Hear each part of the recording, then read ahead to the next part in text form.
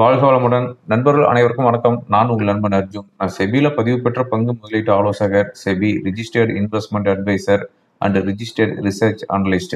இப்போ இந்த வீடியோ நான் பார்க்க போகிறது ஜூலை செகண்ட் வீக்கு மார்க்கெட் எப்படி இருக்கும், வாரத்தில் இருக்கிற நிஃப்டியோடைய வீக்லி சப்போர்ட் என்ன, வீக்லி ரெசிஸ்டன்ஸ் என்ன. லாஸ்ட் வீக் ஒரு ரேஞ்சுக்குள்ளேயே இருந்துச்சு, ஜஸ்ட் ஒரு 300-400 பாயிண்ட்ஸ்குள்ளேயே நிஃப்டி இருந்துச்சு. இப்போ இந்த வாரம் எப்படி இருக்கும், முக்கியமான நியூஸ் என்ன இருக்குது. ஆக்சுவலாக வந்து வீக்கெண்ட் ஆனாலே சின்ராஸ் ஏதாவது ஒரு விஷயத்தை பண்ணுவார். இன்னும் சண்டே இருக்குது, ஏன்னா இந்த வீடியோ நான் ரெக்கார்ட் பண்ணிட்டு இருக்கிறது சாட்டர்டே நைட் 10:30 ரெக்கார்ட் பண்ணிட்டு இருக்கிறேன். இதுவரையும் எந்த ஒரு ஹாட் நியூஸும் வர கிடையாது. ஒரு ஹாட் நியூஸ் வந்துருக்குது, அதை பற்றி இந்த வீடியோவில் டிஸ்கஸ் பண்ணலாம். ஸோ எங்கேயும் ஸ்கிப் பண்ணாமல் பாருங்கள், இந்த வீடியோ உங்களுக்கு கண்டிப்பாக யூஸ்ஃபுல்லாக இருக்கும். அதுக்கு முன்னாடி ஃப்ரைடே ஈவினிங் வந்து ஒரு வீடியோ போட்டிருந்தேன். அதாவது ஜானி ஸ்ட்ரீட் அப்படிங்கிறவங்க மார்க்கெட் வந்து மனிப்புலேட் பண்ணாங்க அப்படின்னு நான் சொல்லி போட்டிருந்தேன். அதனுடைய வீடியோ வந்து யூடியூப் வந்து ரிமூவ் பண்ணிட்டாங்க. அதாவது சாட்டர்டே ஒரு 11 o'clock மார்னிங் 11 o'clock அரௌண்ட் வந்து ரிமூவ் பண்ணிட்டாங்க. எனக்கு வந்து மெசேஜ் அனுப்பியிருக்கிறாங்க, யூடியூப்லேருந்து அனுப்பியிருக்கிறாங்க, நீங்கள் போட்டிருந்த வீடியோ வந்து வயலேஷன் பண்ணியிருக்கிறீங்க, யூடியூப்போடைய கைட்லைன்ஸ் வந்து நீங்கள் வந்து மீறிட்டீங்க அப்படிங்கிற மாதிரி போட்டிருக்கிறாங்க. உண்மையை சொன்னதுக்கு என்ன கைட்லைன்ஸை வந்து மீறிட்டேன் அப்படின்னு யூடியூப்பு வந்து என்னுடைய வீடியோ வந்து ரிமூவ் பண்ணியிருக்கிறாங்க. இருந்தாலும் யூடியூப்புக்கு நான் வந்து கொஷின் வந்து ரைஸ் பண்ணியிருக்கிறேன். நான் வந்து ரிஜிஸ்டர்ட் பர்சன், என்னுடைய வீடியோவை நீங்கள் எப்படி வந்து ரிமூவ் பண்ணலாம், நான் வந்து அதில் வந்து எந்த ஒரு எக்ஸ்ட்ரா ஸ்பீச் நான் கொடுக்கல, செபி என்ன வந்து சர்க்குலர் கொடுத்துருக்குறாங்களோ அதை தான் நான் வந்து படித்து காட்டியிருக்கிறேன் அப்படிங்கிற மாதிரி நான் வந்து அவங்களுக்கு வந்து மெசேஜ் அனுப்பியிருக்கிறேன். பட் அவங்க உடனே ரிப்ளை பண்ண போகிறாங்க, 24 hours போட்டிருக்கிறாங்க. பார்க்கலாம் என்ன நடக்க போகுது அப்படின்ட்டு. ஓகே, இப்போ ஜூலை செகண்ட் வீக் என்ன ஆகும் அப்படின்னு பார்க்கறதுக்கு முன்னாடி ஜூலை ஃபர்ஸ்ட் வீக் என்னாச்சு அப்படின்னு ஜஸ்ட் ஒரு கிளான்ஸ் பார்த்துடலாம். அதான் லாஸ்ட் வீக்கை பொறுத்தவரை நம்ம மார்க்கெட் வந்து ஒரு ரேஞ்சு போனதாக இருந்துச்சு. 25,650 லாஸ்ட் மண்டே ஓப்பன் ஆச்சு. இப்போ 25,400 அரௌண்டில் வந்து நிஃப்டி வந்து க்ளோஸ் ஆகிருக்கு. ஸோ ஒரு 250 பாயிண்ட்ஸ்குள்ளே தான் வந்து நிஃப்டி மூவ்மெண்ட்டே இருந்துச்சு. 25,650 லோவர் லெவல் வந்தது வந்து 350 அரௌண்ட் வந்துச்சு. ஓகேங்களா?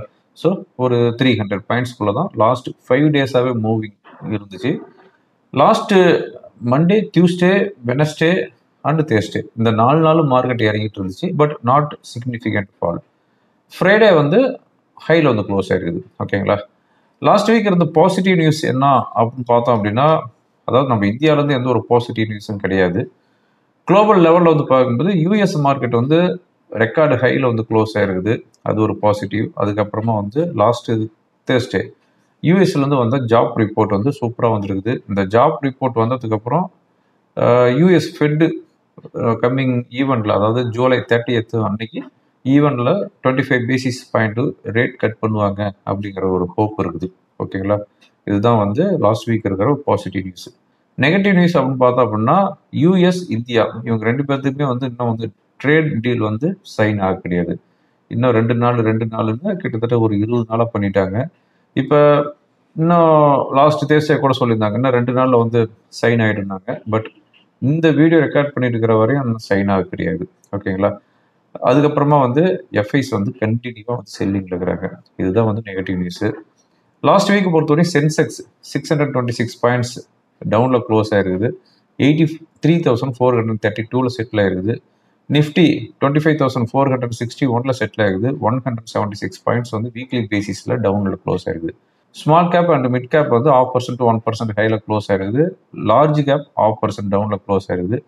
செக்டார் வைஸ் பார்க்கும்போது ரியாலிட்டி இண்டெக்ஸ் 2% டவுனில் க்ளோஸ் ஆகிருக்குது. பேங்க் இண்டெக்ஸ் 0.5% அண்ட் எஃப்எம்சிஜி 0.5% டவுனில் க்ளோஸ் ஆகிருக்குது. ஃபார்மா, பிஎஸ்சி பேங்க் ஈச் 2% ஹையில் க்ளோஸ் ஆகிருக்குது. ஐடி மீடியா 1% ஹையில் க்ளோஸ் ஆகிருக்குது. எஃப்ஐஸ் லாஸ்ட் வீக் பொறுத்தவரை 6,600 crore வந்து செல் பண்ணிக்கிறாங்க. டொமஸ்டிக்கு 7,600 crore வந்து பை பண்ணிக்கிறாங்க. ஓகேங்களா? இதுதான் லாஸ்ட் வீக்குடைய ரிப்போர்ட்டு. வாரத்தில் எந்த ஒரு இம்பார்ட்டண்ட் ஈவெண்ட் எதுவும் கிடையாது. ஒரே ஒரு ஈவெண்ட் தான் இருக்குது, வெனஸ்டே எஃப்ஓஎம்சி மினிட்ஸ் இருக்குது. ஓகேங்களா? இப்போ ஓவராலாக நம்ம மார்க்கெட் எப்படி இருக்குன்னு பார்க்கறதுக்கு முன்னாடி ஒரு நியூஸ் டேரிஃப் ட்ரம்ப் கிட்ட இருந்து வந்திருக்குது. என்னன்னா, லாஸ்ட் ஃப்ரைடே வந்து யூஎஸ் மார்க்கெட் ஹாலிடே. அன்னைக்கு வந்து அவர் வந்து டெக்சாஸ் கிளம்பி போகும்போது ஒரு குண்டை தூக்கி போட்டு போயிட்டாரு. என்ன சொல்லிக்கிறாருன்னா, 12 கண்ட்ரிங்களுக்கு வந்து ரேட் வந்து அதாவது ட்ரேட் டீல் வந்து ஃபினிஷ் பண்ணியாச்சு. அந்த 12 நாடுகளுக்கும் நான் வந்து லெட்டர்ல வந்து சைன் பண்ணிட்டேன் அப்படின்ட்டு இது வந்து திங்கட்கிழமை அவங்களுக்கு வந்து டிஸ்பேட்ச் ஆகும் அப்படின்னு சொல்லிக்கிறாரு. திங்கட்கிழமை தான் அதனுடைய அந்த 12 நாடு என்னன்னா அப்படின்னு தெரியும் அப்படின்னு சொல்லிட்டு போயிட்டாரு. அதே மாதிரி இன்னொன்று சொல்லிட்டு போயிட்டாரு, அது take it or leave it அப்படின்னு சொல்லிட்டு போய்கிறாரு. இது வேணுமா தான் இந்த ட்ரேட் டீல வந்து எடுத்துக்காங்க, இல்லை அப்படின்னா விட்டுட்டு போங்க அப்படின்னு வெட்டு 1 துண்டு 2 அப்படின்னு சொல்லிட்டு போயிருக்கிறாருன்னு வச்சுக்கோங்களேன். அந்த 12 நாடு என்ன நாடு அப்படிங்கிறது இதுவரையும் தெரியல. அவர் வந்து திங்கட்கிழமை தான் அதிகாரப்பூர்வமாக அறிவிக்கப்படும் அப்படின்னு சொல்லிட்டு போயிருக்கிறாரு. ஓகேங்களா. எஃப்ஐஸ் இண்டெக்ஸ் ஃபியூச்சர்ல என்ன பொசிஷன் வச்சிருக்காங்கன்னு பார்த்தோம் அப்படின்னா 72% வச்சிருக்காங்க. லாஸ்ட் வீக்லி அனலைசிஸ் ரிப்போர்ட்ல சொல்லியிருந்தேன் 62 ஆர் 63% வச்சிருந்தாங்க. இப்போ வந்து 72%, நியர்லி 10% வந்து அவங்களுடைய ஷார்ட் வந்து இன்க்ரீஸ் பண்ணிக்கிறாங்க. மீதி எல்லாமே வந்து லாங்ல தான் இருக்கிறாங்க. கிளைண்ட் 56%, டொமஸ்டிக் 63% அண்ட் ப்ரிப்பரேட்டர் 52% லாங்ல இருக்கிறாங்க. ஓகேங்களா. ஓகே, இப்போ வர வாரத்தில் நிஃப்டியோடைய சப்போர்ட் அண்ட் ரெசிஸ்டன்ஸ் என்ன அப்படின்னு பார்த்தோம் அப்படின்னா, அந்த சப்போர்ட் அண்ட் ரெசிஸ்டன்ஸ் நான் வந்து சேஞ்ச் பண்ண விரும்பல. சப்போர்ட் அப்படின்னு பார்க்கும்போது 25,200 to 250, அதுக்கு கீழே சஸ்டெயின் ஆகிட்டு அதுக்கு கீழே க்ளோஸ் ஆச்சு அப்படின்னா 24,800 வரை வர்றதுக்கு உண்டான பாசிபிலிட்டிஸ் இருக்குது. ஹையர் லெவல் ரெசிஸ்டன்ஸ் பார்க்கும்போது 25,600 to 25,650, அதுக்கு மேலே சஸ்டெயின் ஆகிட்டு அதுக்கு மேலே க்ளோஸ் ஆச்சு அப்படின்னா 25,800 to 26,000 வரையும் நிஃப்டி போகிறதுக்கு உண்டான வாய்ப்பு இருக்குது. ஸோ இந்த ரேஞ்சை வந்து பிரேக் பண்ணும், ஹையர் லெவலாக லோவர் லெவலாக அப்படிங்கிறது தான். ஸோ 25,650 வாட்ச் பண்ணிக்காங்க, 25,200 வந்து வாட்ச் பண்ணிக்காங்க. ஓகேங்களா. இப்போ டெக்னிக்கலாக என்ன இண்டிகேட் பண்ணுதுங்கிறதையும் பார்த்துடலாம். இப்போ நம்ம பார்த்துட்டு இருக்கிறது நிஃப்டியோடைய டே கேண்டில் பார்த்துட்டு இருக்கிறோம். நிஃப்டியோட ரேஞ்ச் வந்து இதுதான். Just minute. நிஃப்டியோட ரேஞ்ச் அப்படின்னு பார்க்கும்போது 25,650 தென் 25,200. ஓகேங்களா. இந்த ரேஞ்சு தான். இந்த ரேஞ்சுக்கு மேலேயோ கீழேயோ க்ளோஸ் ஆச்சு அப்படின்னா, அதாவது மேலே க்ளோஸ் ஆச்சு அப்படின்னா 26,000 வரையும் போகிறதுக்கு உண்டான வாய்ப்பு இருக்குது.